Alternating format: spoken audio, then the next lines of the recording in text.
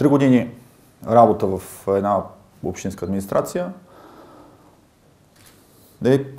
и много и малко време.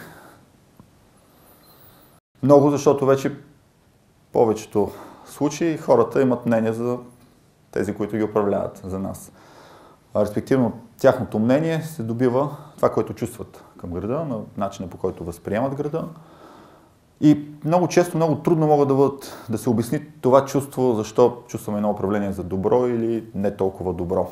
Това е едно чувство, което се добива в рамките на 3 години, пък самите управления и кметовете респективно правят един анализ, който така е един предварителен анализ към края на мандата, за това те дали са изпълнили очакванията, дали са доставили всички надежди, изпълнили всички надежди, които им са възлагали и естествено правят плановете как да завършат последната година. За много от проектите 3 години са един нормален срок и те трябва да се случат или в повечето случаи трябва да се случат. За много неща естествено знаете, че един 3 годишен период не е нещо, което е достатъчно. Времето за големите неща е много често пъти повече от 3 години. Така че когато започваме този отчет за тези 3 години или може би синтезирано от 2014 година, която акцента в нея са нещата, които са се случили в община Пловдив през 2014 година, те са в резултат на работата през тези 3 години. И ние започваме този отчет в един момент, в който обществото има чувство за това управление. Дали е добро, дали е лошо, най-вероятно ще се види през следващите няколко месеца. Но чувството, което изпитвам аз, чувството, което изпитваме хората, които заставаме зад този отчет, това е чувство, което ни кара да бъдем удовлетворени. Сега след малко ще видим защо.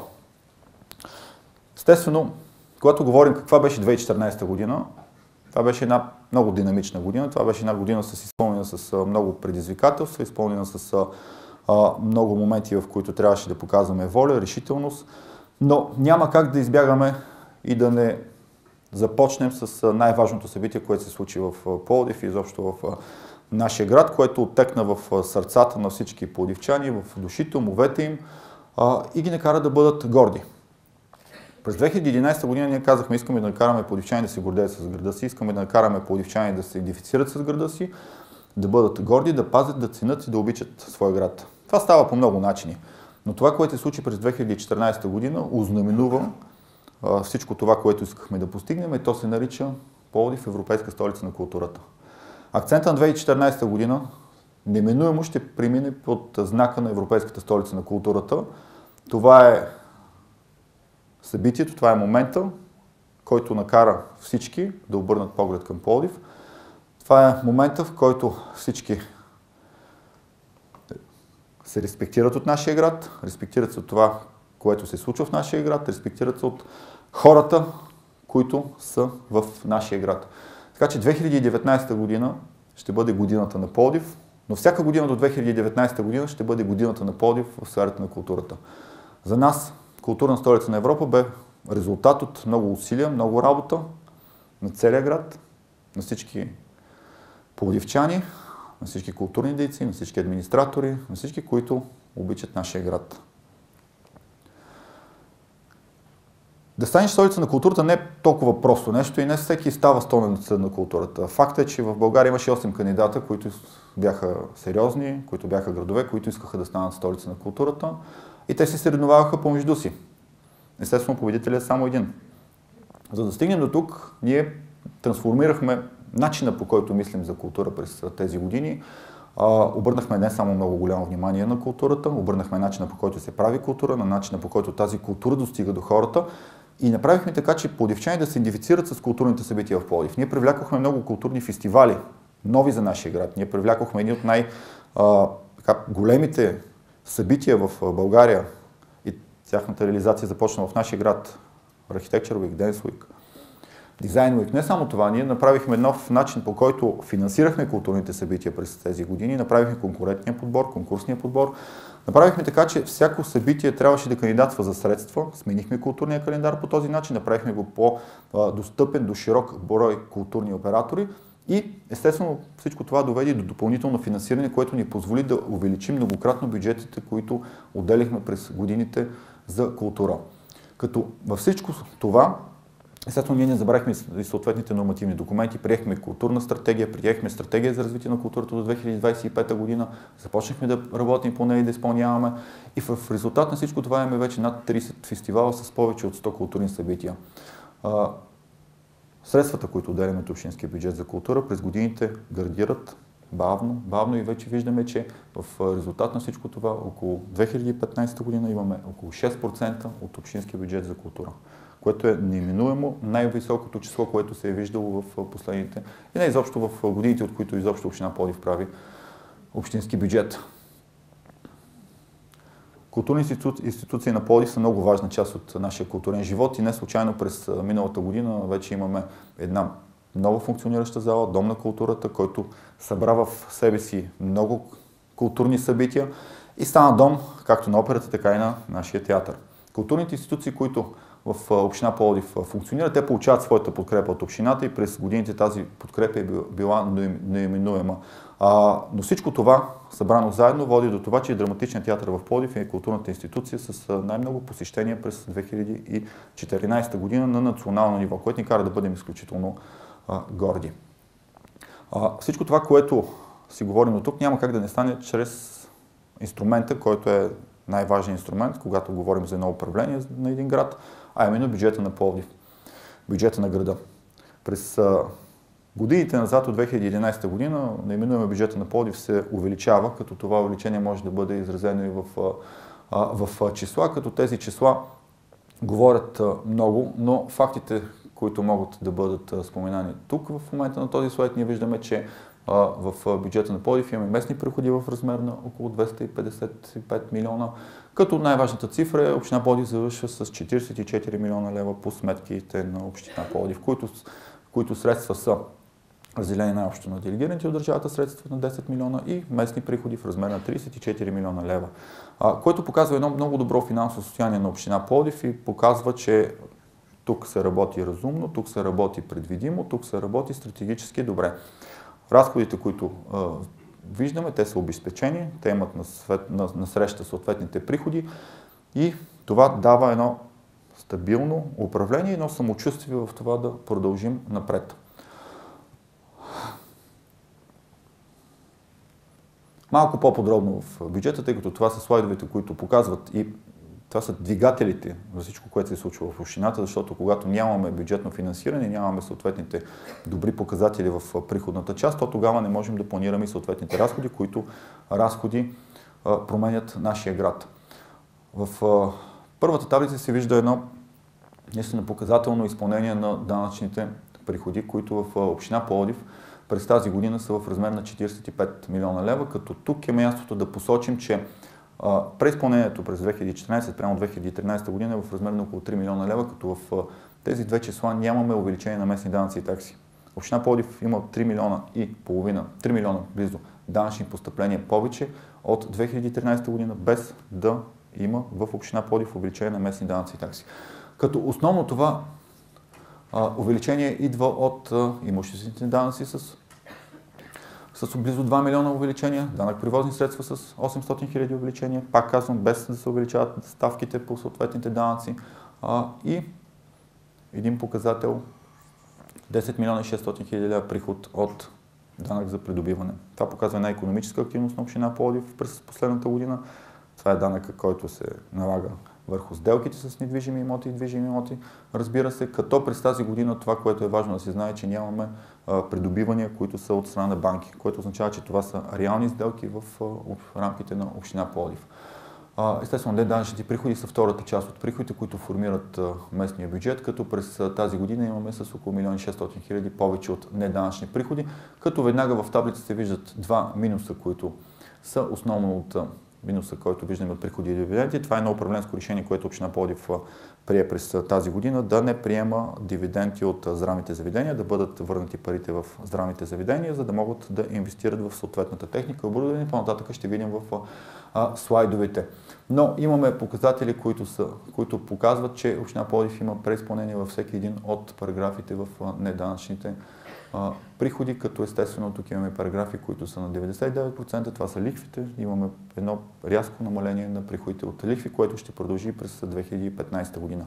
Общинските такси е друг е една от основните групи приходи, които формират неданъчните приходи, като към настоящия момент ние имаме през тази година 46 милиона постъпления от такси, като виждаме кое формира таксите. Тук имаме такси детски градини, такси здравеопазване, като също забелязваме един минус, който се отнася към приходите, които община Пловдив получава от такси от детски ясли, като тук в този минус също седи едно решение, което е чисто социално, управленско решение на община Пловдив, да намали рязко купона за храна с 30%. Това е една услуга, която община Пловдив предоставя с млечните кухни и в началото на 2014 година ние приехме, че този показател може да претърпи това намаление и намалихме цената на таксата за купон млечни кухни с 33%.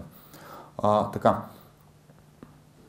Детските градини е нещо, което трябва да се отбележи и трябва да се даде малко повече информация към него. Община Пловдив получава към настоящия момент от всички такси, които събира през годината, от всички деца в детските градини, родителите 4 милиона и 130 хиляди лева, като сумата, която община Пловдив финансира с местния приход за финансиране на тази, дофинансиране на тази дейност като социална услуга е около 10 милиона лева, което означава, че община Пловдив субсидира с значително количество и поддържа едни ниски такси, които ниски такси да бъдат в полза на бюджетите на нашите семейства в град Пловдив.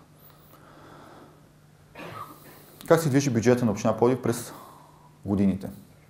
Има една съпоставителна таблица, която показва отчета на община Пловдив от последните 4 години. Както виждате, имаме едно нарастване на бюджета, като пак казвам, между 2013 и 2014 нямаме увеличение на местни данъци и такси, въпреки всичко имаме увеличение на приходите, които община Пловдив получава. И когато зададем въпроса как, откъде идват тези средства, то тогава трябва да преминем на следващия слайд, а именно управление на община Пловдив, което е в частност една голяма част от него и управлението на общинската собственост.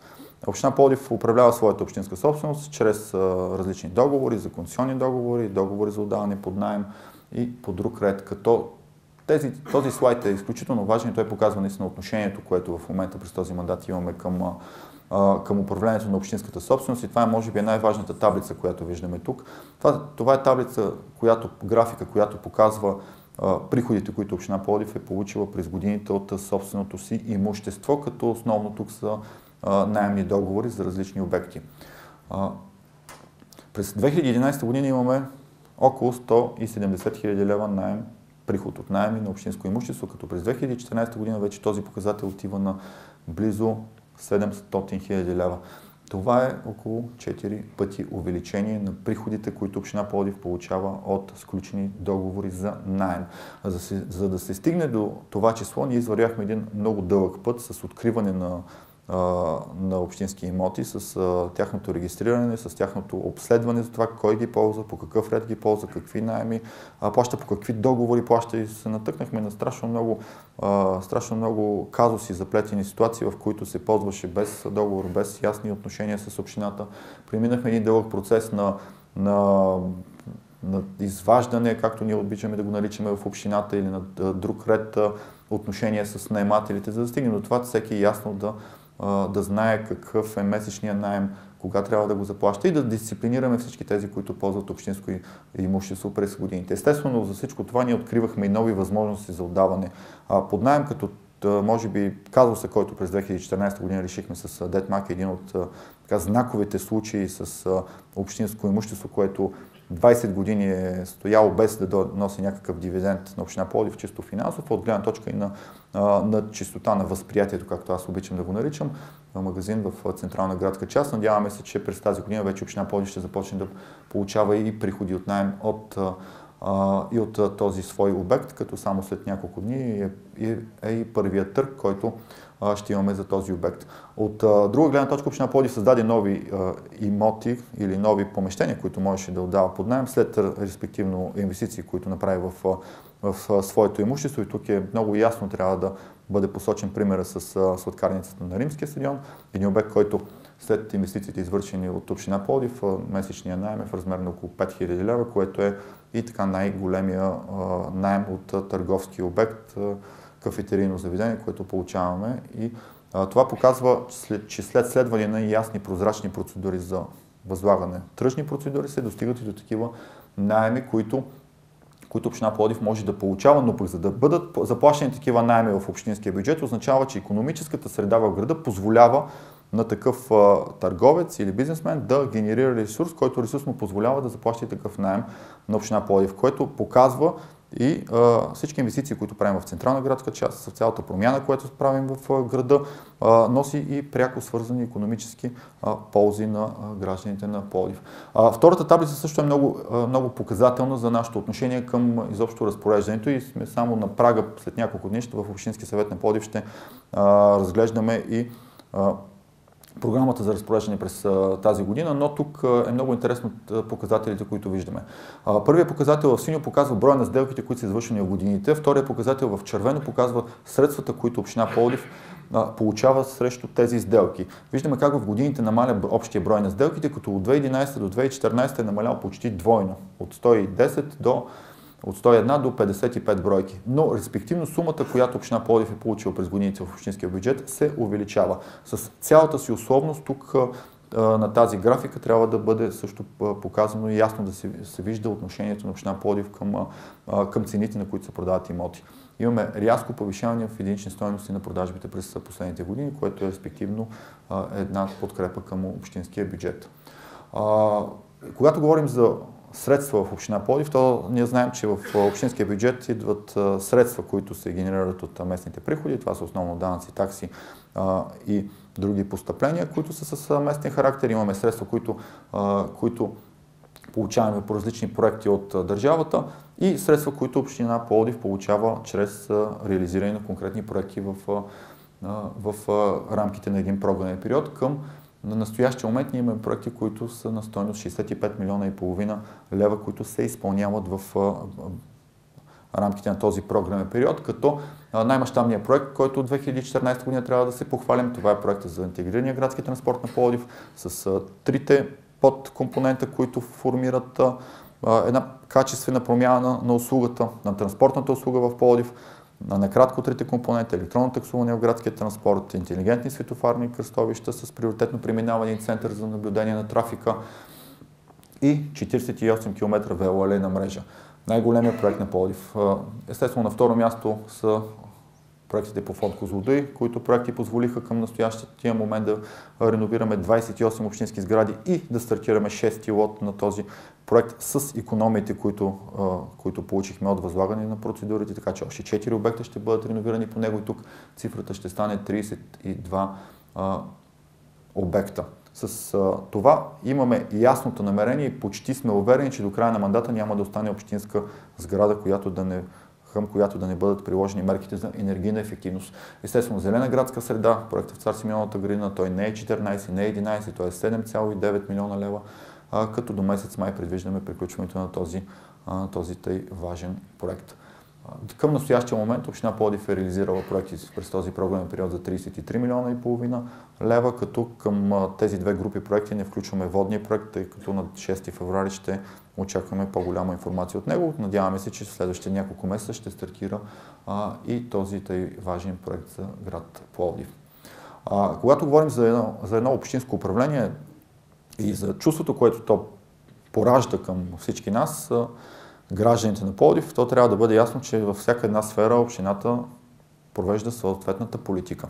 В зависимост от това дали политиката в съответната сфера е добра, дали тя се препознава от гражданите на Пловдив или точно този сегмент, от който почувства тази политика, респективно води до съответното отношение на съответните граждани към едното такова управление. В община Пловдив през 2011 година беше много модерна, се казва, че тя е една от най-социалните общини и че е общината, която поддържа огромен брой услуги, тя е една социална община. Тогава политиката на ГЕРБ бе следната, че не можем да имаме една бедна и социална община. Първо трябва да видим общинските финанси, да стабилизираме общината, която тогава завърши с около минус 12 милиона неизпълнени планирани средства през 2011 година и след това да разширяваме диапазона на общински услуги. И сега от рамките на 2014 година аз мога с гордост да се обърна към този слайд и да направим равносметката, че през 2011 година с 28-те социални услуги, които започнахме, към настоящия момент те вече наброяват 44 социални услуги, а в процес на изпълнение с услуги, които през 2015 година ще станат до 58 социални услуги. 58 социални услуги са към 2015 година с тенденция те да се разширяват, да се увеличават, като тези социални услуги касаят и докосват социално уязвимите граждани на Пловдив. Имаме услуги, които са вече много припознати от нашите съграждани, които община Пловдив дори с общински средства се опитва да разширява и да съфинансира, да увеличи тяхния капацитет като социалния патронаж и като услугите, които предоставяме в различните сфери. Имаме нови услуги, които се формираха през тази година и услуги, които наистина са много важна част от политиката на община Пловдив. И пак повтаряме възможността на община Пловдив да намали цената на млечните кухни. Това е, може би, услугата, която има най-голям кръг от бенефициенти, както обичаме да казваме. Политиката в сферата на образованието, тя е много важна политика, като общинското управление обикновено седи малко в страни или прието е, че седи малко в страни от политиката по образование, тъй като училищата и директорите, знаете, са пряко подчинени методически на Министерството на образованието, въпреки че по-голямата част от училищата са общинска собственост, но община Пловдив рязко повиши вниманието си към тази политика и въведе някои много интересни моменти, които все още нямат и аналог в България, или поне на много малко места може да се каже, че има изобщо аналог с политиката на образование, което община Пловдив провежда тук в град Пловдив. Ние още през 2012 година започнахме процедури и от 2013 година бе първата година, в която делегирахме бюджети на детските градини в града. Това бе една много голяма крачка, в която крачка много се страхуваха всички, които участваха в този процес, включително и директорите на градините. Но от позицията на 2014 година не вече можем да кажем, че това бе един от най-успешните проекти, който стартирахме в сферата на образованието. Към настоящия момент вече имаме едни детски градини, които имат самостоятелност, директорите имат възможност да закупуват съответните дълготрайни материални активи, да се грижат за детските заведения, да бъдат едни много по-добри стопани. В резултат на това ние към 2014 година можем да кажем, че имаме рязко намаляне на жалбите, които се отнасят към детските градини. Първо за условията, второ за отношението, трето за всички нерегламентирани дейности, в които имахме сигнали и жалби, бяха така пословични в нашия град, а не само и в нашия град. През този период 3 годишен мога да кажа, че категорично ние решихме въпроса с местата в детските градини, като от тук нататък вече работим за това да повишим качеството на услугата, именно да имаме свободни места в най-близката до вас детска градина. Естествено, Пловдив е голям град с над 60 детски заведения, които са разпръснати в целия град, но забравихме времето за опашките, забравихме времето за денонощно дежурство пред детската градина за записване на детето ти. Примерът с детска градина Дъга през 2010 година бе показателен като марка и символ на предходното управление. Естествено, това се случи с въвеждане на системата за електронно записване в детските градини, която система работи много добре вече втора година. Тя се разширява, актуализира и изпълнява своята дейност по най-добрия начин. Но политиката за образование на община Пловдив, тя не завършва само с детските градини. Ние направихме много тясно сътрудничество с средните училища, с университетите, като през миналата година община Пловдив за първи път през 2014 година създаде фонд, в който фонд всички училища могат да кандидатстват за формиране на нови групи за предучилищна подготовка. В този фонд помогна на община Пловдив да разкрие 6 групи в 4 училища. 7 групи в 4 училища, в които училища за първи път имаше подготвителни групи. По този начин ние помогнахме първо на една общинска политика за повече места и всички деца, които са в предучилищна възраст, да имат места в детски градини и в предучилищни групи. Второ, помогнахме много и на тези училища да могат да формират своите групи за първи клас много преди да започне самото реално записване за тях. Помогнахме на родителите да могат децата им да се адаптират повече в една по-близка среда до тази среда, която заобикаля първокласниците. И естествено самите училища получиха и средства от централния бюджет за това, че имат деца в предучилищни групи. Здравеопазването е една политика, която също по принцип не се свързва много с общинското управление и ако направим една анкета сред пловдивчани, те ще свържат здравеопазването до съществуването на ДКЦ-та, до съществуването на общински болници, без така конкретно да знаят какво точно прави общината там. Община Пловдив през този мандат води една наистина политика към лечебните си заведения, като целта, която сме си поставили, е да ги стабилизираме, да ги направим по-силни, по-финансово независими и естествено по-качествени от гледна точка на техниката, от гледна точка на услугите, които те предоставят на нашите граждани. През 2014 година, както и през предходните години, община Пловдив финансира и съфинансира съответните проекти в своите общински здравни заведения, като тук виждаме само част от, или може би първата част от това, в Свети Пантелеймон близо 2 милиона нова техника, в Център за психично здраве, в Света Мина около 1 милион лева с нова техника, но това е едната страна на монетата. От друга страна, през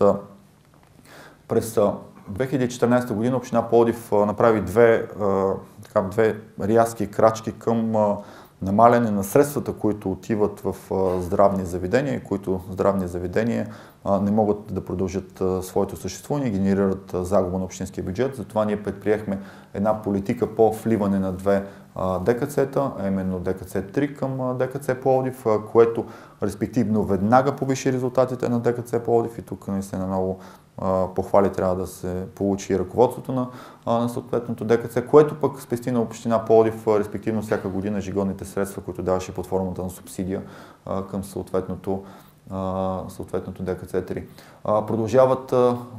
Продължава работата по пребазиране на белодробна болница, като респективно всяка година в общинския бюджет на община Пловдив продължават да бъдат залагани средства, които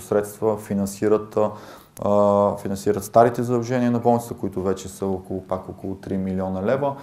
През тази година надяваме се, че и този проект ще завърши, като по този начин Пловдив ще има една модерно белодробно заведение, отделение в университетската болница Свети Георги. И може би най-големия проект, който реализирахме в сферата на здравеопазването през тази година, имахме само преди няколко седмици честта да го открием с присъствието на министър Лиляна Павлова, именно новото оборудване в комплексния онкологичен център в град Пловдив, един проект, който бе реализиран с европейско финансиране и съфинансиран с една сериозна сума средства от община Пловдив, като техниката, която въведахме там, е от най-високо ниво и тя е от високо ниво, световно високо ниво, не само българско. В България мога да кажа, че е една от най-добрите изобщо като оборудване на комплексен онкологичен център.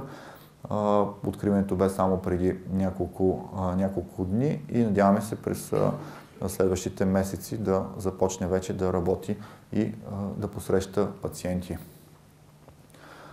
Когато говорим за здравеопазването, много важно е и средата, в която живеем, защото когато ние коментираме за средства, които даваме в здравеопазването, за различните диагностични и консултативни центрове, за общинските болници, то там се посещават от хора.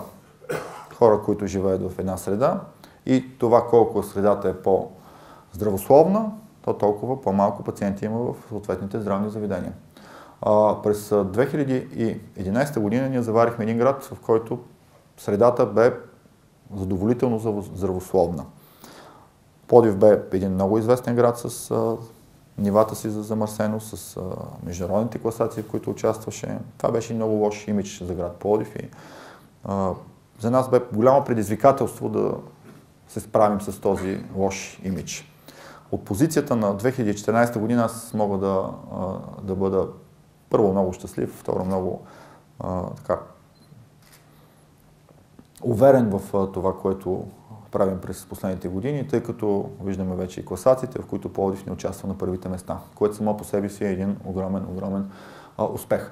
Но няма как това да не се случи, ако нямаме функциониращи звена, които се грижат за нашата здравословна среда за живот. Като звеното, което се грижи за зелената система на Пловдив, именно Общинско предприятие Градини и паркове, през годините инвестициите в него под форма на общинския бюджет всяка година се увеличаваха, като това позволи на предприятието първо да закупи нова техника, второ да закупи консумативи, да изгради много поливни системи, да изгради много нови зелени полета в град Пловдив, да води една последователна политика за залесяване, като годишно в Пловдив се залесяват между 1500 и 2000 дървета,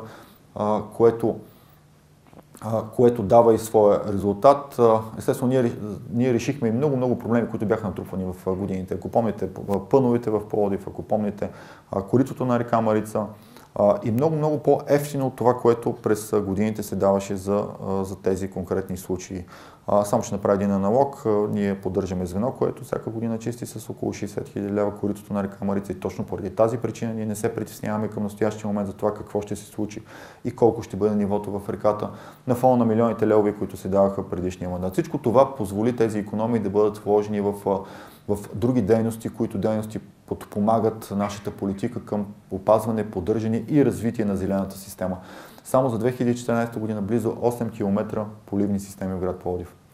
Това са хубавите рози, които виждаме по булевардите, това са хубавите паркове, които виждаме. Второто нещо, през 2012 година ние започнахме една политика към производство на посадъчен материал и на цветя.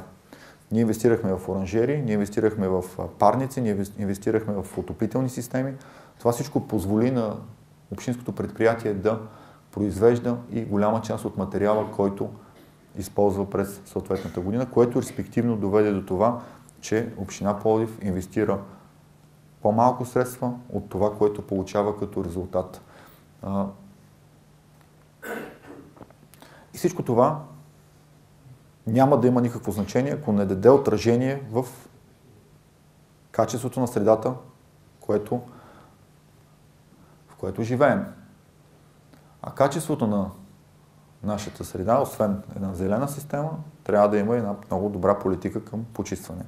Естествено, ние през тези години не закъсяхме с фокуса към това как се почиства град Пловдив, като ако трябва да бъдем честни, град Пловдив има една добра политика и през годините е поддържал една добра политика от гледна точка на почистването на града, сметосъбиране и сметоизвозване. Община Пловдив никога не е излизала от контрола на тази дейност. Община Пловдив винаги е контролирала тази дейност, като услугите, които се предоставят за външни изпълнители, това са услуги, които са в общия си план транспортни услуги. Но служителите, начина на контрол, препаратите, ако щете, за обезпаразитяване на съдовете, всичко това е общинска дейност. Това ни позволи през този мандат да навлезем много по-динамично, ако мога да кажа, в тази политика, да инвестираме средства и да подсилим общинското предприятие, но също така да повишим и нашите качества и изисквания, които имаме към всички наши подизпълнители. Като увеличихме рязко машинното миене, машинното метене, ще го видите след малко, на улиците. В град Пловдив е единственият град в България, в който улиците първа категория от 15 марта до 15 ноември се мият всеки работен ден. Улици втора категория 2 пъти седмично, улица трета категория веднъж седмично. Само ще кажа, че до 2011 година улица трета категория не се миеха изобщо, а улица втора категория се миеха няколко пъти в годината. И всичко това доведе до показателите, които за нас са най-важни, а именно отчета, който имаме за това дали се справяме с поддържането на зелената система, с чистотата на град Пловдив или трябва да положим още повече усилия. Като тук на този слайд са представени извадки от станциите, които замерват концентрацията на фини прахови частици на две места. Това са двете станции, които в Пловдив поддържаме. Каменица и Баня Старинна. Като горните две графики са за фини прахови частици, 10 микрона. Господин Шилев ще ми поправиш, ако е друга мерната единица. И виждаме как в годините този показател намалява, като тук 2013 година винаги трябва да отчитаме, че това е годината, в която стадион Христо Ботев се премахваше, събаряше и самото съоръжение, строителните дейности бяха точно до нашата станция. Фини прахови частици 2,5 микрона, които са най-малките. Надолу. Като това, което виждаме в графиката, това е концентрацията. Това е единият показател, който е важен, когато имаме предвид чистота на въздуха. Вторият показател, това е брой дни, в които тази концентрация е превишила нормата. И ние виждаме отново двете базови станции, които са на Каменица и на Баня Старина, през годините концентрацията да намалява на брой дни с превишени норми от 160 дни през 2011 до 79 дни, от 150 дни през 2011 до 111 дни. Какво още община Пловдив промени през този мандат, за да можем да стигнем до тези данни, които данни се достигат много, много трудно, много, много бавно. Цялата философия на зимно поддържане в Пловдив сменихме. В тази графика може да видите количеството използван инертен материал през зимния сезон. Това бяха години, в които след приключване на зимното дежурство през месец март, в продължение на около 3 месеца град Пловдив чистеше праха и пръста и пясъка, който бе хвърлен през зимните периоди. Виждаме 2013-2014 година с почти нулево използване на пясък. Като количествата, които виждате под съответните години, това е пясъка, който се поставя от общинско предприятие Чистота в спирките, в едни черни чували, които черни чували служат за използване локално около спирките на градския транспорт. 99% 2013, 94% 2014 е ползването на химически препарати вместо познатия пясък за зимно почистване. Естествено, любимата ни тема, качеството на материалите, с които се поддържаше ежедневно град Пловдив и инструментите на труда, от прословутите метли от клони през 2011 година до модерните метли, които са с много по-дълъг живот, много по-евтини и много по-удобни за работа и не дигат толкова много прах. През 2011 година миене, улици втора категория, трета категория 0. Машинно метене втора, трета категория 9 пъти в годината, както казах преди малко. През тази година ежеседмично всички улици. Инвестициите в техника, която направихме през годините, бяха само за нова техника. Община Пловдив не си позволи нито един път да закупи техника втора употреба. Имаме уникални машини, които машини няма не само в България, няма в Източна Европа. През тази година община Пловдив продължава с инвестициите, с 2 нови сметовоза, с машинно миене, метене нови машини, които ще поддържат централните булеварди. Те ще бъдат Евро 6 с чисто нови, на 0 км. Това показва една последователна политика. И всичко това като инвестиции без увеличение на такса битови отпадъци последните години, включително и 2015 година. Всичко това от икономия в работата на общинското предприятие, от икономиите на разходването на общинския бюджет. И когато говорим за икономии в сферата на чистотата, която е една от най-чувствителните сфери, то трябва да кажем, че с новия договор, който община Пловдив сключи, ние вече имаме около 40% намалени машини за зимно дежурство, който само към настоящия момент имаме около 500 хиляди лева икономия в общинския бюджет, само от този зимен период, само от дежурство. Така че икономиите, които ние реализираме в сферата на чистотата, ние ги влагаме в ново оборудване, нова техника и респективно много по-качествена услуга, която предоставяме. Общественият ред и транспорт е една от важните политики, тъй като тя касае много и живота, здравето на нашите съграждани. Огромният проект, който реализираме в това направление, това е транспортният проект на Пловдив, който кардинално ще промени изобщо ситуацията с тази услуга, с транспортната услуга, която община Пловдив предоставя, именно обществената транспортна услуга с внедряването на електронната система за таксуване в автобусите на Пловдив.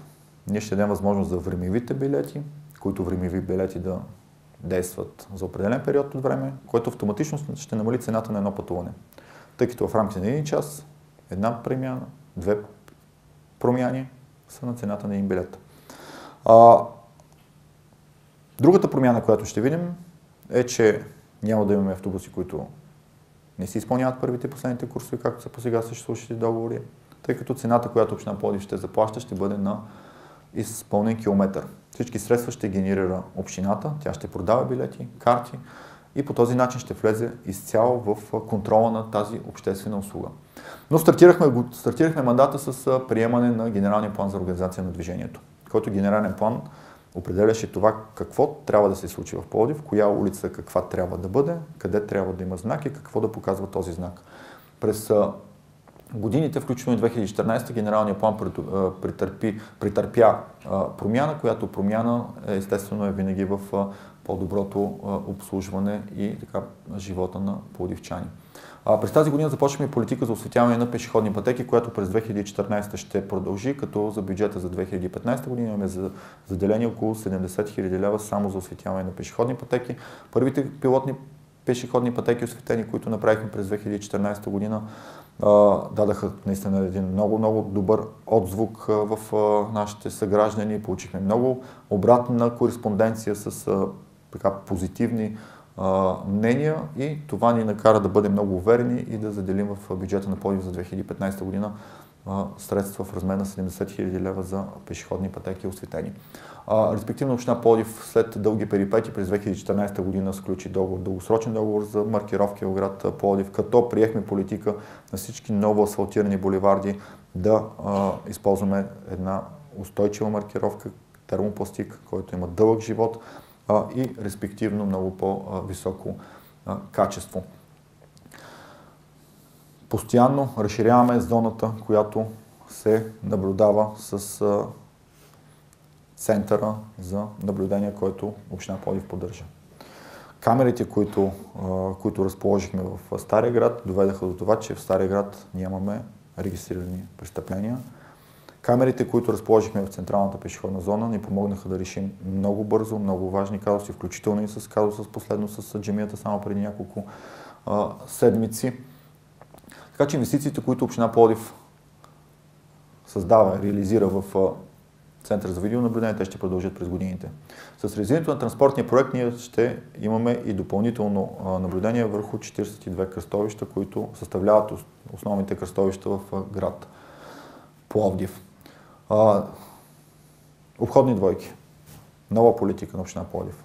Мобилни обходни двойки, 24 часа обходни двойки в централна градска част, Стария град, квартал Капана, пешеходна зона, Княз Александър Батенберг, градска градина. До голяма степен помогна и за липсата на сериозни нарушения на обществения ред в централна градска част.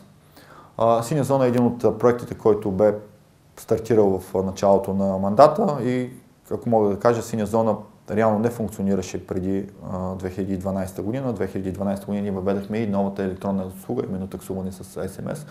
И тук е много добре да се забележи как през годините са градили приходите от синя зона, като през 2011 година ние имаме приход в общинското предприятие паркинги и гаражи, който приход е по-малък от самия разход за издръжката на звеното. Имаме приход около 774 000 лева, като разходите тогава по издръжката на звеното бяха 1 200 000 лева. През 2014 година ние завършваме с близо 3 500 000 приход от синя зона, като разходите на звеното са 1 900 000 лева. Но това не е най-важното. По-важното е, че ние успяхме да внедрим политиката и да популяризираме тази политика за паркиране в централна градска част, която политика първо помага на това да има свободни места в центъра, помага ни да вкараме в ред самото паркиране. Помните реконструкцията на Капана през 2009 година, след една година Капана беше целия разбит, всички тротуари бяха разбити. Там от автомобили ние вкарахме до голяма степен в ред паркиране в централна градска част и това ни накара да бъдем много уверени да внедрим и новата концепция през 2014 година, именно зелената зона в квартал Капана, като зелената зона бе така посрещната, ако мога така да кажа, от живущите в Капана с голямо удовлетворение. Това беше отговора на един, може би над 15 години задаван въпрос, именно въпрос паркиране в квартал Капана. Тук имаме и хора, които работят в район Централен и знаете, че през последните 25 години никога не е успял да реши проблема с паркирането в квартал Капана. Ние благодарение на това, че успяхме да внедрим една политика за паркиране в централна градска част, да внедрим синя зона, която синя зона да дисциплинира и да повиши културата на водачите в град Пловдив. Направихме следващата стъпка, именно въвеждане на зелена зона, която вече е зелена зона, можем да кажем, че до голяма степен реши всички проблеми с паркирането в квартал Капана. Радостното през годините от 2012 до сега е, че ние имаме постоянно повишаване на използването на електронната услуга, което през 2012 от 10% използване на електронна услуга, също 90% талони. В синя зона ние вече сме до 31% с използване на електронна услуга, като този процент през 2015 година се надяваме, че ще продължи да расте. Когато говорим за транспорт и когато говорим за обществена услуга транспорт, трябва да си спомням, че през 2011 година Пловдив нямаше спирки за градски транспорт. Естествено, това е една много чувствителна тема от гледна точка на това, че ние много бързо свикваме на хубавото в град Пловдив, но не само в град Пловдив, изобщо така сме устроени хората, което може би е за хубаво. Но факт е, че през 2014 година ние направихме огромната крачка в това да подменим огромна част от модулите в град Пловдив и спирките, които виждате в град Пловдив, трябва да се каже ясно, че те са едни обгрижвани общински обекти. Това са обекти, които се почистват редовно, които много рядко може да видите някакъв вандализъм там. Когато има вандализъм, те винаги се решават в срок ремонта или реконструкция, така те се поддържат в едно много добро състояние. Това е една огромна разлика между Пловдив и другите градове. Грижите, които ние полагаме за общинското имущество, включително и за спирките от градския транспорт. Естествено, през 2014 беше една знакова година за сградата на тъй наречения хотел на Ванко 1 или за административната сграда на булевард 6 септември. Община Пловдив през 2013 година подготви един проект. През 2014 година с реализирането на транспортния проект на Пловдив ние започнахме реконструкцията и на тази административна сграда, която ще приоти всички звена, които се грижат за обществения транспорт на град Пловдив. През 2015 година ще я издадем и надявам се тя да посрещне първите си обитатели от администрацията на район Източен и звеното за контрол и управление на трафика.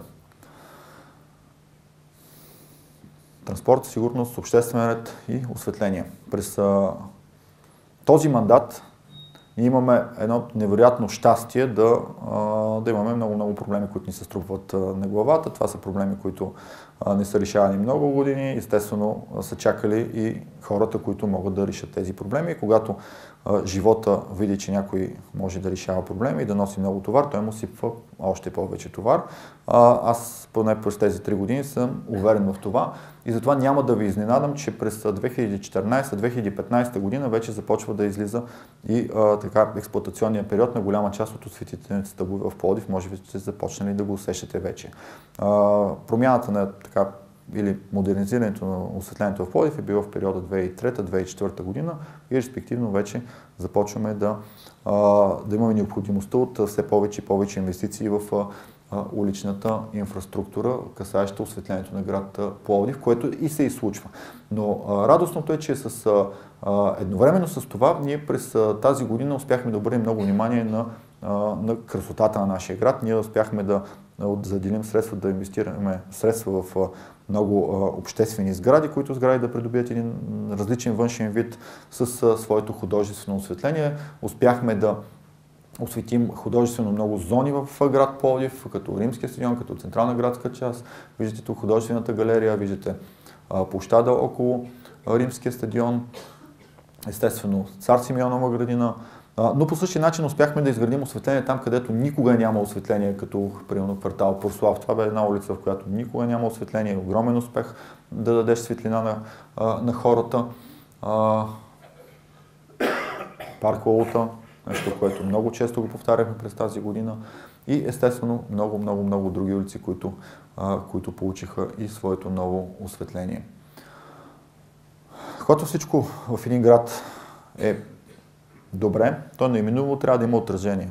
То някъде трябва да даде резултат. Резултатите обикновено са в общинския бюджет, дали повече се увеличава. Резултатите са дали качеството на средата, в която живеем е по-добра, дали имаме повече зелена, да имаме по-добър въздух, примерно. И респективно, дали имаме повече посетители в този град, защото един град, ако е прекрасен и никой не идва в него, то тогава нещо не е както трябва. Този слайд ни показва, че в Пловдив и това направление се развива, както всички други направления, които видяхме до настоящия момент.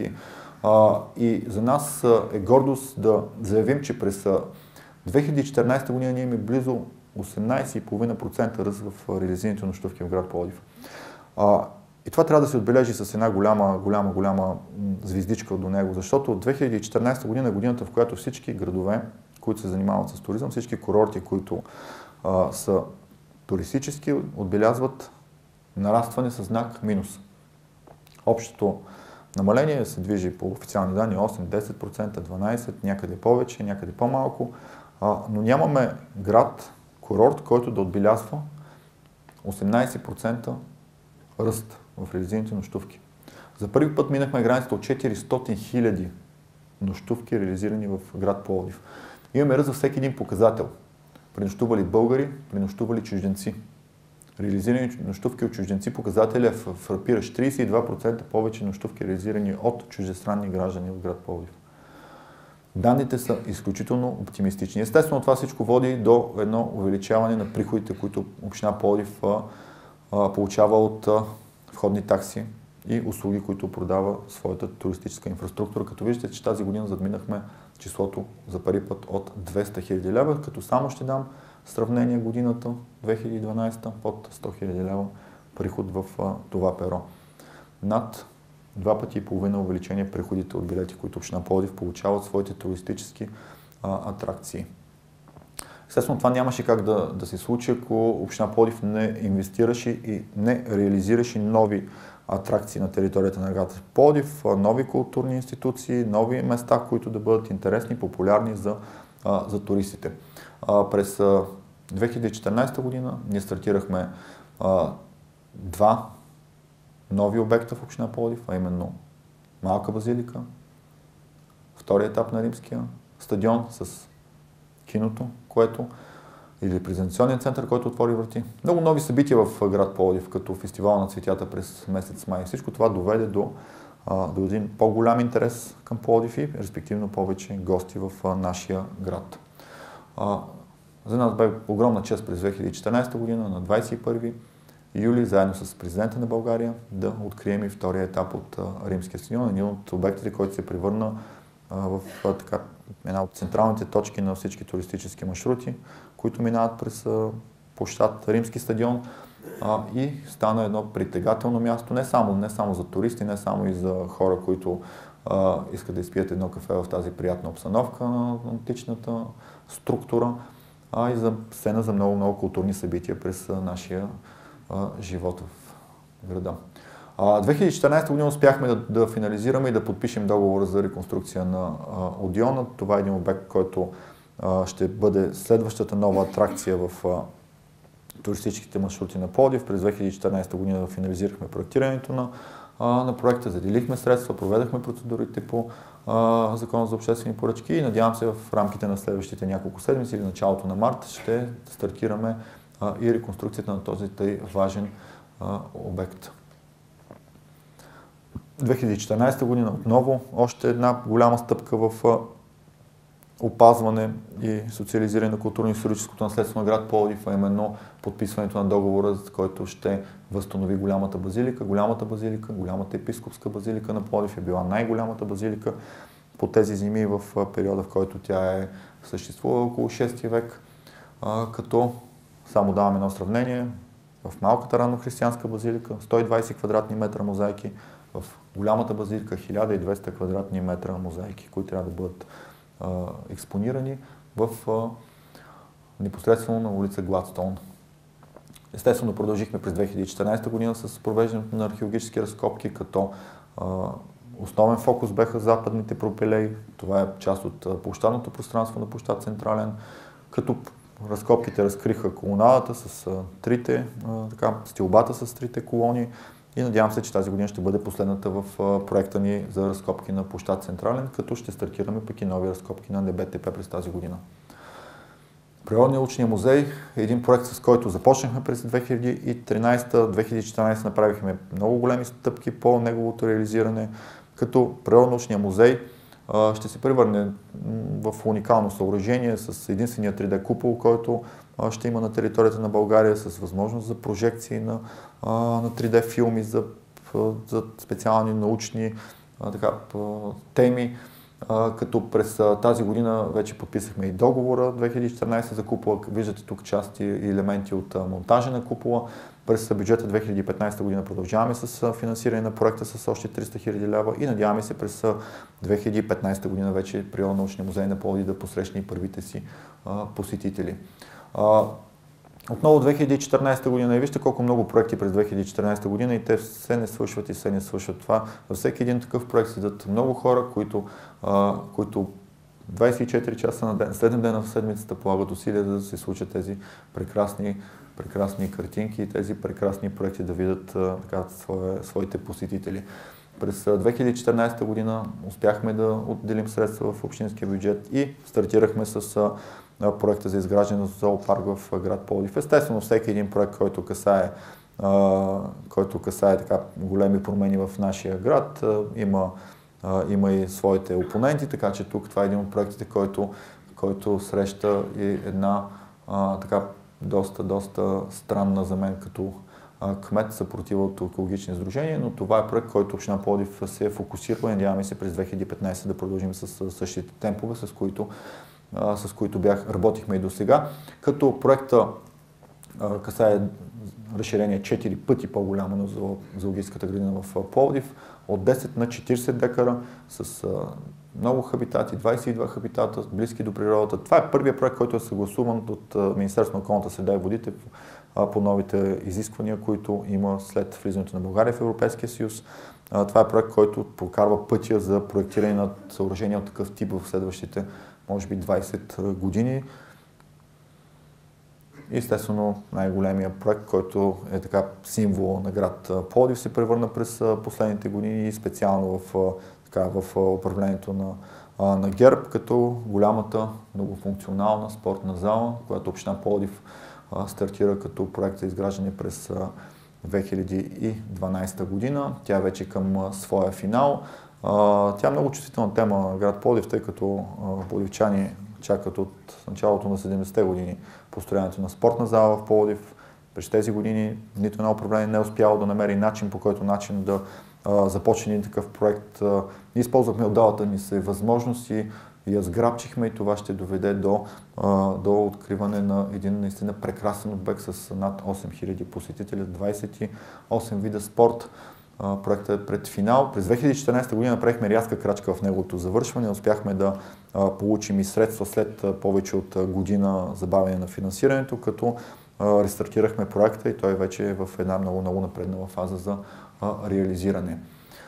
Структурните проекти, които община Пловдив реализира през 2014 година, са ненормално големи за една нормална община и когато говорим за такива проекти, които ще видите и след малко, то тогава неминуемо си задаваме въпроса откъде има средства за тези проекти, тъй като всички те струват много пари. И тогава трябва да се върнем към първите слайдове и да си помислим как община Пловдив управлява своя бюджет, респективно приходната, респективно и разходната част.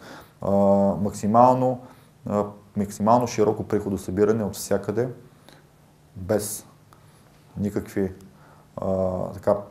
никакви сантименти, ясни правила на управление на общинска собственост, ясни политики в събирането на данъци и такси и респективно една много стегната разходна част, която разходна част води до това, че да има средства в общинския бюджет, които средства да позволят реализирането на важни инфраструктурни проекти в града. Респективно и търси на всяка една възможност за допълнително финансиране от съответните източници, където и когато е възможно.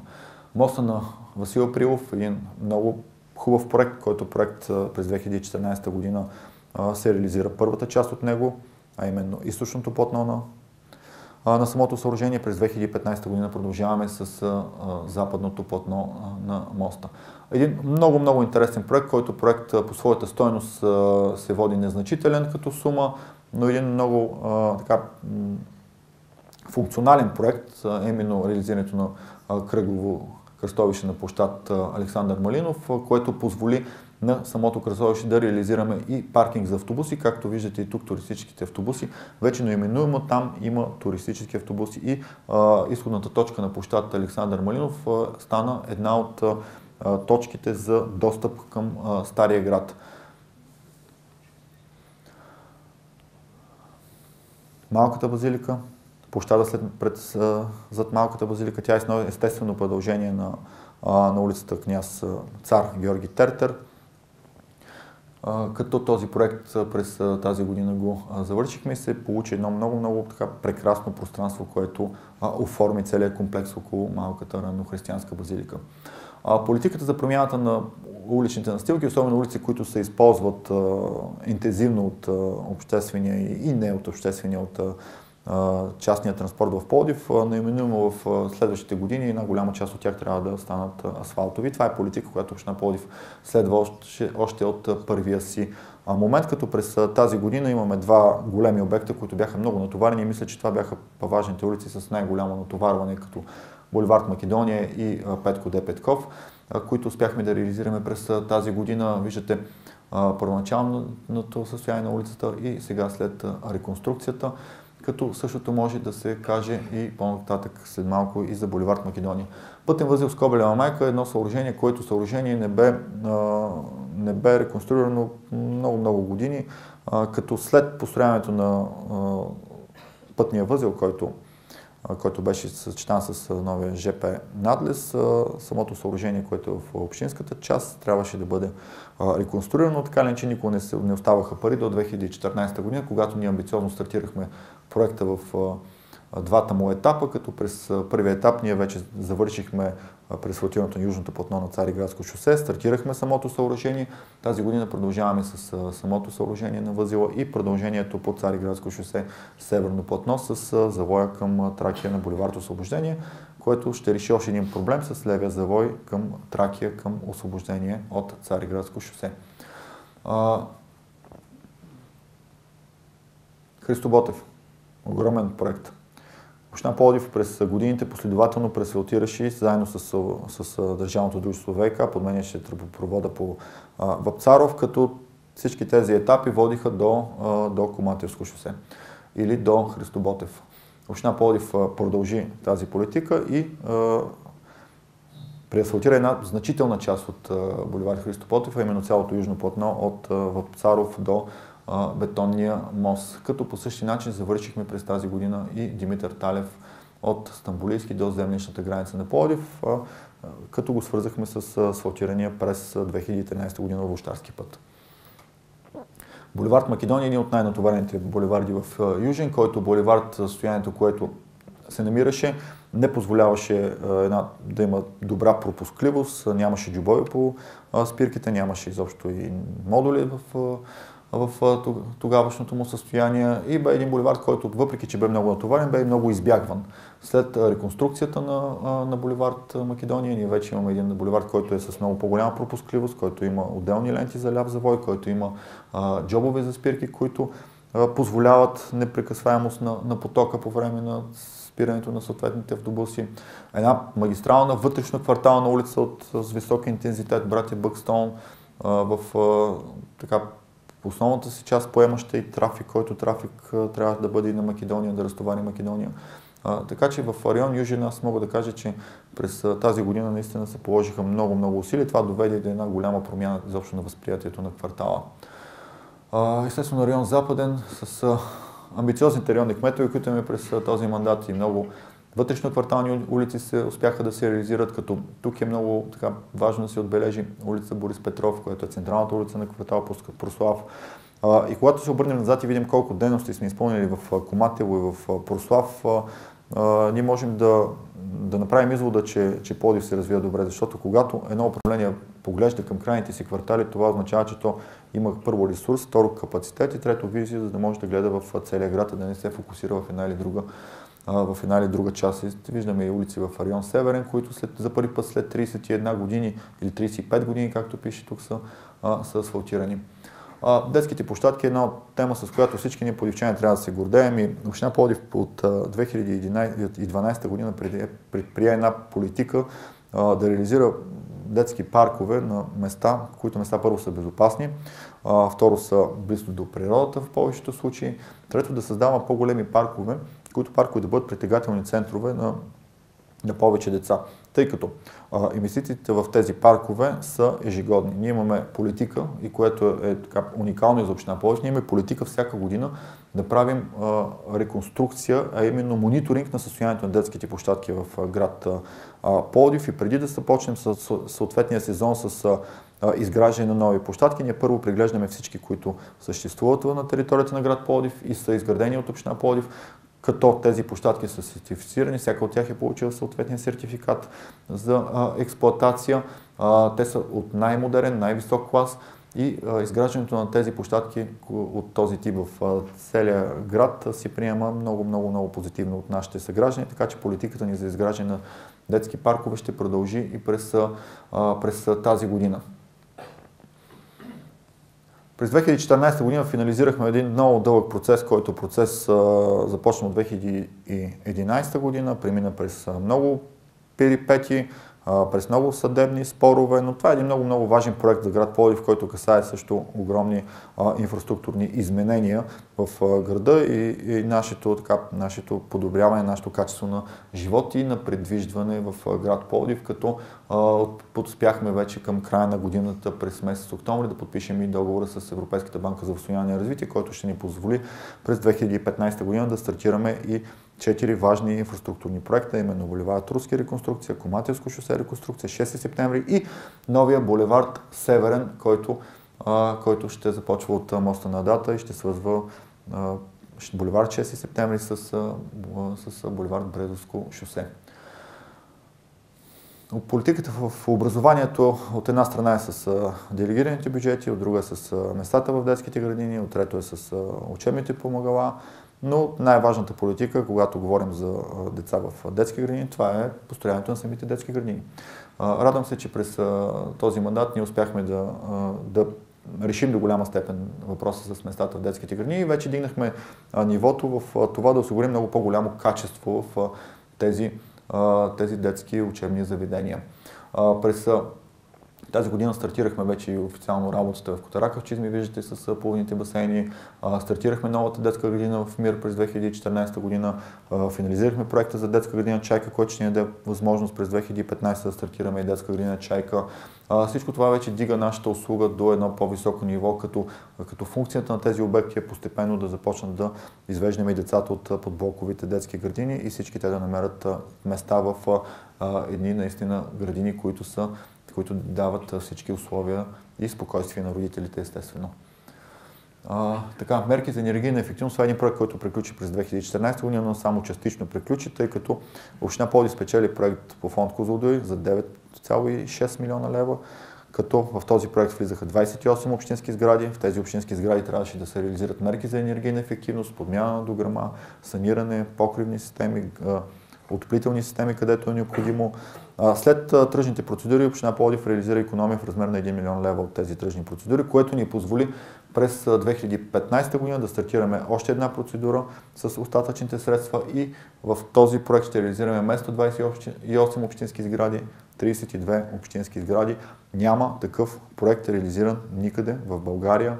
На едно място, един проект, 32 общински сгради, мерки енергийна ефективност. Никъде в България няма такъв проект, само в Пловдив.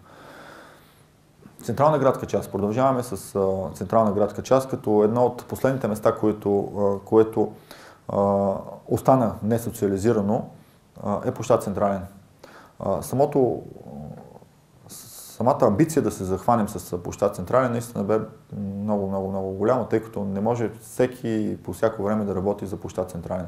Площад Централен е символа на град Пловдив и това пространство е претърпяло последната си промяна в началото на 70-те години.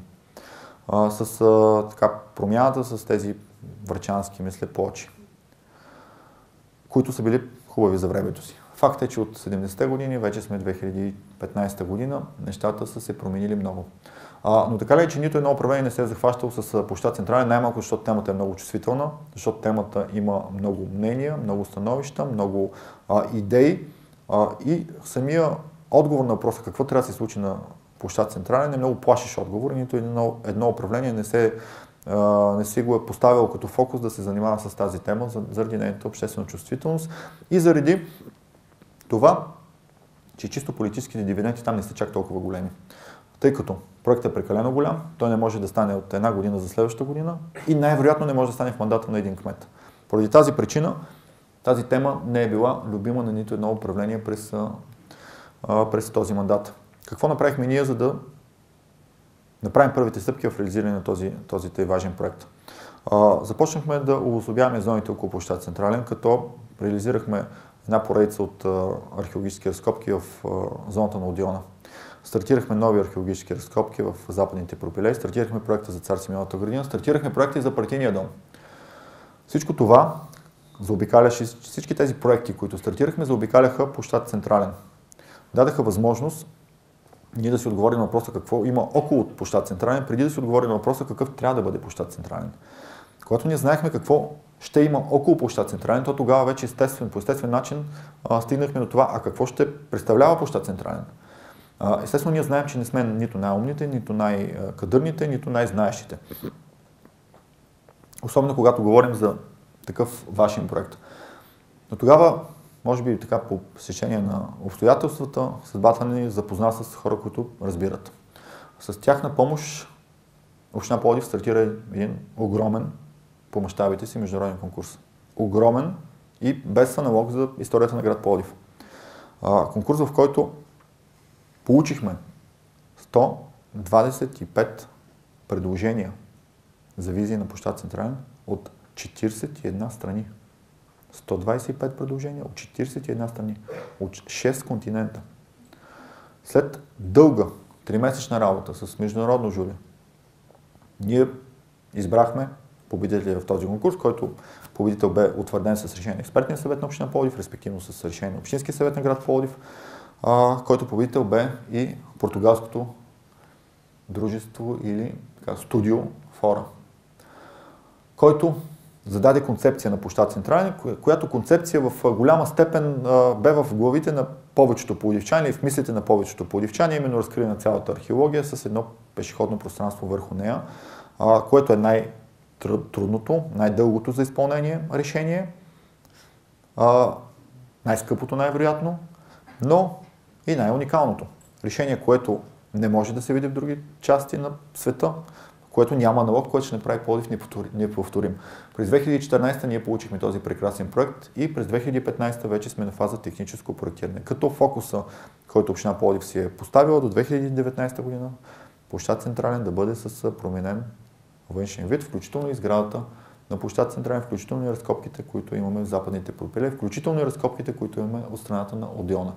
Проектът на сградата на бившия партиен дом предвижда едно невероятно кафе, което виждате тук, с един прекрасен изглед към Сахат Тепе, към Бунарджика и към Трихолмието. Стария град. 2010 година, тук има и общински съветници, които бяха тогава. Имахме 400 000 заделени за Стария град, при отчета на бюджета разходвани 0 лева. 2011 година също. През този мандат всяка година средствата, които отделяме за площад Централен, са повече, повече, повече и повече. Тук виждаме само един малък списък с обекти, които са реконструирани части от тях през 2014 година. Включват се почти всички общински обекти.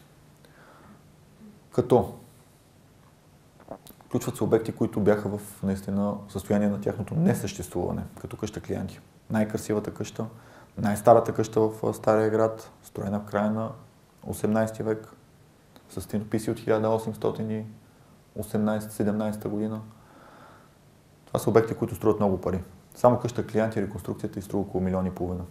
Община Пловдив никога не се е захващала с такива скъпи проекти в Стария град до този мандат. Осветихме фреската. Нещо, което седеше десетки години тъмно. улица Съборна. Това са много малки козметични промени, които промениха възприятието, което Стария град създава от всеки един посетител. Продължаваме да реализираме проекта с осветление на Стария град, с пренареждане на кълдърама. Проектирахме античен театър Пловдив, това ни дава възможност да стартираме и самия проект по изпълнение през тази година. Огромни инвестиции в Стария град през всички тези години, което доведе, съчетано с събитията, които има в Стария град, доведе до това Стария град да бъде един много по-оживен от това, което имахме преди 4-5 години. Огромен проект, който също няма много аналог в България. Квартал Капана. Много амбициозен проект, тъй като той е свързан с една много чувствителна зона. Една зона, която е едновременно зона за работа, зона за забавление със заведенията си, зона за живот. Много конфликтна точка, много конфликтна зона. Една зона, в която община Пловдив е бягала и е стигала до момента, в който да поднови някой тротуар, или зона, в която да каже колко е важно, но реално няма някакво действие. С обследването, което започнахме през 2012 година, с многократните срещи, които направихме с живущите там, за нас концепцията какво трябва да се случи в Капана вече беше ясна. И на някой може да му се струва много отдавна и много далече, но факт е, че ние през 2014 година реално започнахме работа в Капана, а все едно беше преди 10 години. През 2014 година, още зимните месеци, започнахме и с първите пешеходни зони в Капана. С първите 5 улици, Братя Полиеви, Магура. Отзивите бяха фантастични. Проведохме много културни събития там, напълнихме Капана с живот, отвориха се нови заведения, увеличи се оборота на търговците в Капана. Това ни накара да бъдем огромни оптимисти и да реализираме проект Зелена зона, който вече регулира нещата в ред. Тази година завършихме 2014 с нови 6 улици, които ще бъдат в Капана пешеходни. Вече започнахме да получаваме писма от живущи, които желаят и техните улици да станат пешеходни. Само преди, може би, часове получихме една огромна подписка от улица Загреб, които желаят тяхната улица също да стане пешеходна, което показва и една обратна връзка с всички, които ползват Капана към политиката на общината. Квартал Капана се превърна в единствения арт квартал в България, квартал пълен с културен живот, квартал пълен с събития, квартал без автомобили, квартал на духа. И когато говорим за Капана и за пешеходни зони, то трябва да стане ясно, че през 2014 година ние станахме града с най-дългата пешеходна зона. Изпреварихме Копенхаген, Пловдив, 1750 метра само централната пешеходна улица. От бившия партиен дом до Новотел Пловдив. Изцяло пешеходно пространство. Обновихме пространството Аптека Марица. Вижте как беше преди. Тук все още се завършва, но това е част от подход към Аптека Марица пространството. Ханко брат, прословутата улица, много важна улица. Пространство около баня Старинна.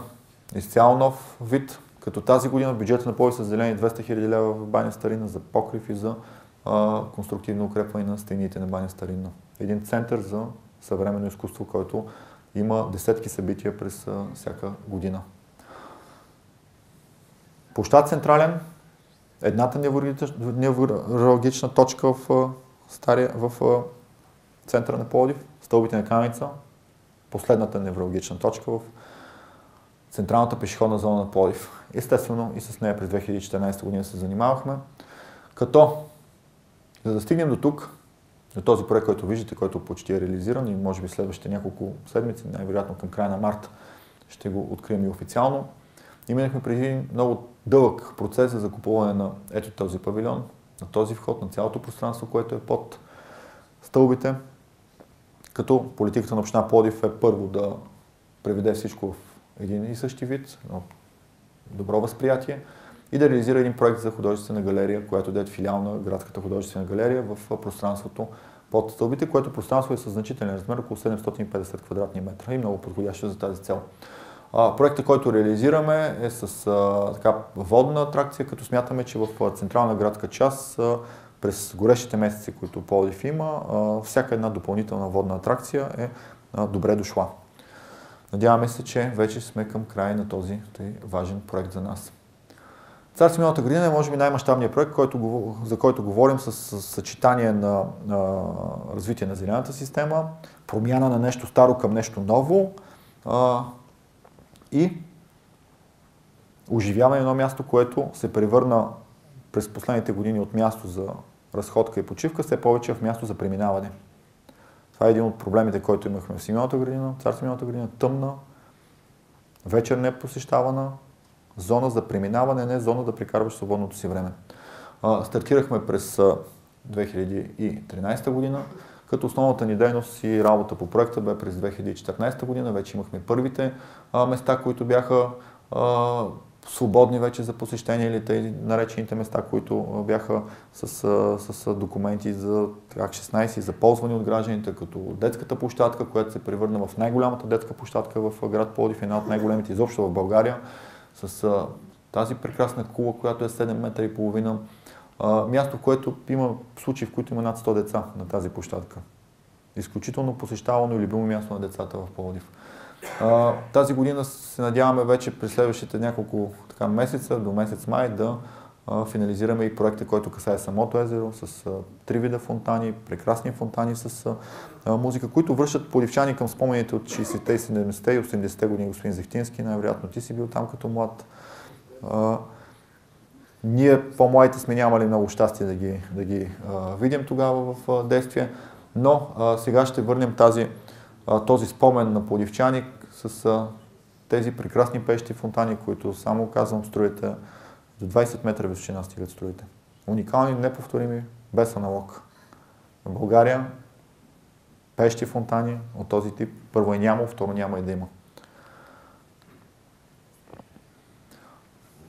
Когато община Пловдив предоставя услуги, то начинът по който ги предоставя, е много важен начин. Естествено всички говорим за електронни услуги, всички искаме да създаваме електронни услуги, има много обективни пречки за това дали можем на 100% да въведем електронни услуги, които пречки до голяма степен са свързани с националното законодателство, но там, където може община Пловдив да въведе електронни услуги, тя неименуемо го прави. И тук виждаме една, може би, услугата, която се ползва най-много от пловдивчани, това е услугата, която касае класирането и записването на деца в детски градини. Само с тази услуга ние минимизирахме и елиминирахме на 100% прекия контакт между родителите и директорите на градини. Който контакт в една или друга посока винаги даваше и бе повод на съответните конфликти. Конфликти, които стигаха до недоволни родители, конфликти, които стигаха до хора, които са агресивни или с недобро чувство към общинското управление. Но само тази система, която започна да функционира от 2012 година, ние решихме един, може би, от най-важните проблеми в град Пловдив, касаещ широк кръг от хора. Още през 2012 година, 26 февруари, ние анонсирахме и електронните регистри на Пловдив, които електронни регистри на Пловдив дават пълна информация за стопанското състояние на община Пловдив, за сключените договори, за наемните отношения, за концесионните договори и за политиката, която община Пловдив има към гражданите.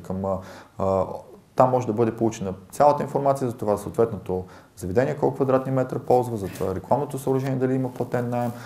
Провокирахме много и обратната връзка с пловдивчани, които пловдивчани използват тези услуги и респективно ние получаваме постоянно информация и запитвания за това, кое къде не е в ред.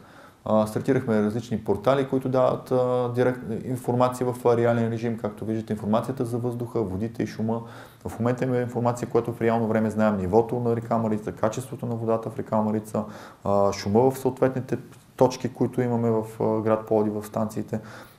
Имаме изчисленията, показателите на станциите за въздуха. Всичко това е достъпно, свободно и когато ние смятаме, че няма какво да се крие и сме най-прозрачни, то тогава и хората ще ни приемат с доверие. Но фактът е, че община Пловдив предоставя много информация, която информация имаше налична и до 2012, 2013, 2014 година, тя просто не бе публикувана. Показва и нашето отношение към работата ни изобщо.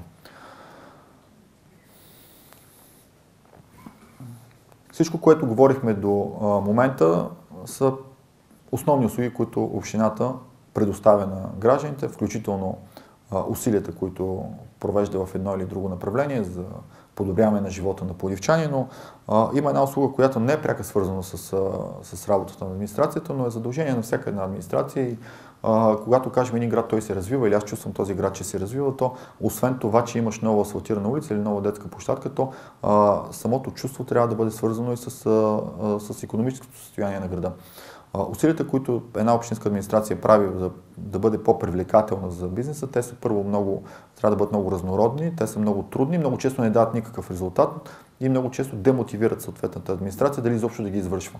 В община Пловдив обаче през тези години не само, че не сме демотивирани, ние сме силно мотивирани да направим Пловдив привлекателен за различни категории бизнес, да направим Пловдив привлекателен за различни инвеститори, които да откриват работни места, които да бъдат по-високо платени работни места. В тази връзка в община Пловдив се проведе първия в България и с такъв голям мащаб форум Пловдив новата аутсорсинг и IT дестинация. Това беше едно събитие, което предизвика огромен интерес. С над 200 участници, всички големи компании, които са позиционирани в България, предимно в София. Събитие, което събра елита на IT индустрията в Пловдив. Събитие, което светна Пловдив на картата на IT индустрията в България, не само в България, изобщо в Югоизточна Европа. Имахме честта по време на форума да обявим и на влизането на 3 компании в Пловдив, които компании CCK ще започне да функционира от месец март в Пловдив с 80 до 100 служители, чакаме да станат до 300. Scale Focus вече работят в Пловдив, Unified до 6 месец тази година ще навлезат в Пловдив. Всичко това показва, че Пловдив има всички обективни дадености да бъде един много, много привлекателен център за бизнес, който е свързан с по-високите технологии. Респективно този форум, който проведахме през месец октомври, стартира и един процес от много контакти, които и в момента провеждаме, много преговори и разговори. Надяваме се, че през следващите месеци ще имаме още повече новини. Община Пловдив издава вече за втора година специален каталог, който се нарича инвестиционна дестинация Пловдив, който от 2014 година е в две направления – индустрия и IT бизнес. Като за целта ние създадахме и електронен сайт, който е invest.plовдив.bg, в който електронен сайт може да бъде и така видяна цялата информация. Информацията, която публикуваме в това издание, струва на инвеститорите между 4, 5, 6, в зависимост някой пъти до 10 000 евро. Всичко, което има за региона, не само за града, за целия регион, събрано на едно място, е невероятно добро предимство, конкурентно, което ни дава пред други общини. Така, ето го сайта с Invest. Продължихме контактите с всички възможни асоциации и сдружения, бизнес, които съществуват на територията на България, като подписахме и сме част от меморандума, който подписаха 9 общини от община в Пловдив област за Тракия икономическа зона. Много активно съдействаме на всеки един инвеститор, който има интерес към региона на Пловдив и към Тракия икономическа зона по същество. Така че смятаме, че тази индустриализация, която се наблюдава в региона на Пловдив и го направи най-индустриалния регион на България, тя неименно ще доведе и до едно количествено натрупване, което ще доведе до качествено изменение от гледна точка и на броя на заетите, броя на населението в региона и респективно и на заплатите, които се получават в региона. Говорим за духа, говорим за чувствата, но не може да имаме един здрав дух без здраво тяло. Парадоксът е много интересен. Стартирахме 2014 година като европейски град на спорта, а я завършихме като културна столица на Европа. Това още един път показва и пряката връзка между това как се чувстваш и това какъв дух притежаваш. На 6 ноември 2013 година в Брюксел официално получихме и знамето Пловдив европейски град на спорта 2014, като Пловдив е първият европейски град на спорта изобщо в България. започнахме и това ни даде много увереност да се фокусираме на тема спорт през 2014 година. Като събитията, които проведохме през 2014 година на територията на град Пловдив имаха спортен характер, са над 140 събития. Като средногодишно, виждате, са били между 80 и 90, което показва един рязък ръст в тези събития. Като част от събитията с международен ранг, виждаме тук, които са изброени. Това ни даде увереност да кандидатстваме и за още много големи първенства. Вижте календара, който Пловдив има през следващите години. 2015 европейско по волейбол за кадетки. 2015 световно първенство по гребане младежи 23 години. 2015 при положение, че спортна зала Пловдив стане, ще бъдем най-вероятно и едни от домакините на европейското по волейбол за мъже. 2016 европейско кану-каяк за младежи и девойки. 2017 европейско по кану-каяк за мъже и жени. 2017 световно погребане за младежи до 23 години. 2018 световно първенство по кану-каяк и 2018 световно първенство по гребане мъже и жени. Това са състезания от най-висок ранг и инвестициите, които правим в спортната инфраструктура, те се отблагодаряват с това Пловдив да бъде домакин и да бъде предпочитан за място за провеждане на все по-значими спортни събития. Когато говорим за инвестиции в спорта, трябва да стане ясно, че ние инвестираме много средства в спортна инфраструктура. Инвестициите, които община Пловдив извършва в многофункционалната спортна зала, са само част от общите инвестиции, които ежегодно разходваме за спорт, като подкрепата на спортните клубове. Над 75 спортни клуба община Пловдив подкрепя всяка година. Над 75 спортни клуба. 2015 95. Хиляди хора се занимават с спорт и имат пряко или косвена подкрепа от страна на общинската администрация. През 2015 година ще започнем реализирането на един проект, не вече започнахме реализирането на един проект, който успяхме да проектираме, да кандидатстваме, да спечелим, да осигурим съфинансиране и да започнем, а именно Младежкият център. Това ми е, може би, от слайдовите, това ми е така една от най-любимите снимки, тъй като показва едно място, което първо се намира в зоната на парк отдих и култура, именно на Олимпийския комплекс на град Пловдив, с цялата олимпийска инфраструктура, която имаме там. Младежкият център, заедно с тези спортни зони, в които виждаме 3 футболни игрища, комбинирани игрища, волейболно игрище и зона в която нашите по-възрастни пловдивчани ще могат да поддържат своята спортна активна форма, включително и на сянка през топлите горещи дни. Естествено, като общинска зона, тук ще имаме охраняем достъп, безплатен достъп за пловдивчани. Всички пловдивчани ще могат да ползват съоръженията. Те са обезопасени, както виждате, с ограда, със съответното осветление. И ще се превърнат със сигурност едно от най-централните места на всички, които спортуват в района парк отдих и култура. Точно тук в дясно предвиждаме изграждането на една много голяма детска площадка, която детска площадка също да бъде част от целият този комплекс с 45 паркоместа.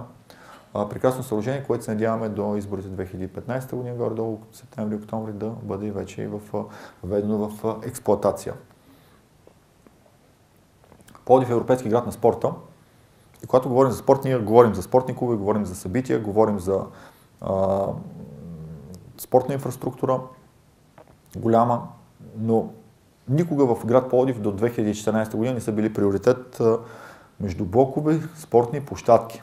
Такова чудо не само в Пловдив, на много места и почти никъде няма или със сигурност не е било приоритет на едно общинско управление. През 2014 година ние стартирахме този амбициозен проект, като само в рамките на 2014 година ние реализирахме над 30 площадки за стрит аут, които площадки се превърнаха в притегателно място на много деца и не само деца, на и бивши спортисти, хора в активна възраст, но създадаха много нови приятелства. Изведоха много пловдивски младежи от затворените помещения, от компютрите и ги извадиха на улицата, в парка. В община Пловдив вече стана традиция да се провеждат спортни съботи. Това са събития, в които събират 30-40 деца, младежи, които правят физически упражнения заедно. Това е една култура, която налагаме с инвестициите, които извършваме в тези площадки. Една култура, едно възпитание на нашите съграждани по един много, много елегантен начин. Политиката, която стартирахме тук с спортните площадки на открито, тя ще продължи през тази година, тъй като тя първо се приема много добре. Второ, самите съоръжения се пазят. 2014 година ние нямаме нито една спортна площадка, която да бъде или да е страдала от вандализъм. Това за мен е най-радостното през тази година на спорта. Тези зони, които са пълни с живот, пълни с щастливи младежи и зони, които променят начина на мислене, на отношение изобщо към спорта и към всичко, което е заобикаля. И когато говорим за спорт, когато говорим за транспорт, то неименуемо трябва да кажем, че община Пловдив през 2010 година прие стратегия Пловдив 2020, а именно Пловдив град на велосипеда. Естествено, от 2010 до 2014 година не се случиха чак толкова много неща, но има една година, която се нарича 2012. От 2012 година община Пловдив всеки един проект, който проектира за нова улична инфраструктура, задължително се добавят велоалеи в него.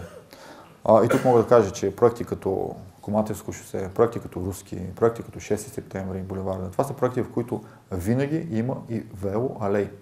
Естествено, възможността да участваме в транспортния проект на Пловдив, който сам по себе си е един така голям носител на развитието на велоалейната мрежа в Пловдив, ни кара да бъдем много щастливи, като тук виждаме карта на проекта, в който се включва 48 км велоалейна мрежа. 11 км в основно гребен канал и булевард България, рехабилитация на съществуваща и 37 км изцяло чисто нова велоалейна мрежа във всички зони на Пловдив. Като към тази велоалейна мрежа трябва да се добавят и километрите, които община Пловдив ще изгради с проекта на Иберди, това е булевард Руски. Ще се добавят километрите, които община Пловдив ще изгради със собствени средства, като булевард Васил Априлов. Обща велоалейна мрежа на Пловдив ще стане над 60 км. Само в рамките на 2015 година. Много амбициозен проект и надяваме се проект, който ще донесе много ползи на града, като почнем от замърсяването на въздуха, от предвиждането с трафика и изобщо от промяна на културата на ползване на транспорт в град Пловдив. Никога до сега в отчет, аз поне, който помня на кмет на Пловдив или в общинско управление, нямал слайд с призове. Дали е имало, дали е нямало, това е друга тема. Но когато едно управление е добро, то първо се усеща от хората, по чувство. Чувстваме дали това управление е добре, дали изпълнява нашите очаквания или не ги чувстваме. Това е много лично отношение в резултат на възприятието на всеки един пловдивчанин. Но има и институции, които също оценяват, външно оценяване, както ние му казваме, за това дали в един град се случва нещо. Когато в един град не се случва нещо, респективно той няма и съответното забелязване от различни институции, няма призове, няма отличия, няма и не се говори за него. За наша радост, град Пловдив е един от градовете, за който най-много се говори през 2014 година и Европейския град на спорта, Европейската столица на културата са, може би, най-големите постижения през 2014 година. Те докоснаха всеки един пловдивчанин, но през тази година ние успяхме да заслужим уважението на много други институции, които забелязаха нашия град, които се фокусираха на това, което се случва в града и вие виждате големия списък от отличия, които са само в рамките на 2014 година. Най-красивия град в България, активна социално отговорна политика и различният диапазон на отличията. Естествено, най-много са в туризъм и популяризиране на Пловдив и така нататък, и така нататък, и така нататък. Още един слайд, който не присъства в отчета на по-обикновено в отчетите на кметовете, това са слайдовете с обществените обсъждания, тъй като много рядко една община може да стане и да каже на общинско управление, един кмет може да каже, да стане и да каже, аз се вслушвам в гласа на хората. Но факт е, че през този мандат Пловдив се управлява от едно управление, което се вслушва много в гласа на хората, въпреки това, че гласа на така една голяма част от обществото е в така противоречие на гласа на друга част на обществото и много често общинското управление играе ролята и на съдник между различните обществени мнения, което респективно създава и голямо напрежение в общинското управление. Много често самото общинско управление обича да бяга от такива обществени обсъждания. Община Пловдив наложи политиката на обществени обсъждания и ние през 2014 година затвърдихме тази политика. Една голяма част от обществените обсъждания бяха в резултат на обществени, големи, значими градски проекти, които Община Пловдив има намерение да реализира. И процесът на обсъждания доведе до това да намерим най-консенсусното решение в големи, значими начинания на Община Пловдив, като площад Централен, като река Марица. Това са проекти, които трябва да получат обществената подкрепа по най-добрия начин, за да могат да бъдат реализирани през следващите години.